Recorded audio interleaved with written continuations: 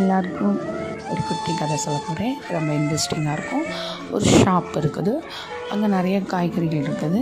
அதில் கேரட், தக்காளி, வெங்காயம் 3 பேசுமா. கேரட் சொல்லுமா, என்னையே தான் எல்லோரும் வாங்கிட்டு போவாங்க அப்படிங்குமா. தக்காளி சொல்லுமா, இல்லை என்ன தான் வாங்கிட்டு போவாங்க அப்படிமா.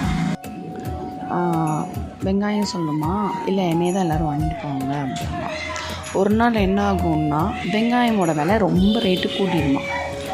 அப்போது எல்லோரும் என்ன பண்ணுவாங்க, வெங்காயத்தை வாங்காமல் போயிடுவாங்க. கேரட்டும் ஒரு நாள் கூடிரும், தக்காளியும் ஒரு நாள் கூடிடுச்சு. திடீர்னு ஒரு நாள் பார்த்தா தக்காளி ரொம்ப கம்மியாயிடுச்சு. எல்லா மக்களும் தக்காளியை வாங்கிட்டு போயிடுவாங்க.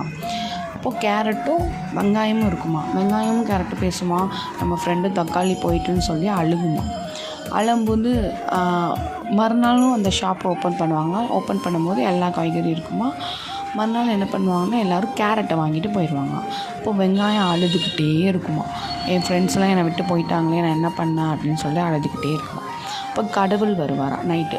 கடவுள் சொல்லுவாராம், வெங்காயமே எதுக்கு அழுவுற அப்படிங்கும்போது வெங்காயம் சொல்லணும், இல்லை என் நண்பர்கள்லாம் என்னை விட்டு போயிட்டாங்க, நான் மட்டும்தான் இருக்கேன், அவங்களுக்காண்டி நான் அழுதேன்.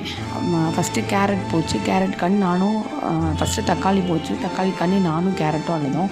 அடுத்து 2வது கேரட் போச்சு, நான் மட்டும் அழுதேன். இப்போ எனக்குன்னு அழ யாருமே இல்லை அப்படிங்கும். அப்போது கடவுள் சொல்வாராம், நீ உன்னை வாங்கி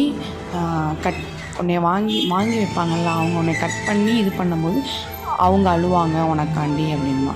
அப்போது ஊரில் இருக்க எல்லோரும் அதை வாங்கி கட் பண்ணி இது பண்ணுவாங்க. அப்போது ஊரில் இருக்க எல்லாருமே அந்த காய்கறிக்காண்டி அழுகுறாங்கல்ல. இதுதான் ஒரு சின்னதாக குட்டியாக சொன்ன ஒரு கதை. உங்களுக்கு பிடிச்சிருந்தா லைக் பண்ணுங்கள். தேங்க்யூ.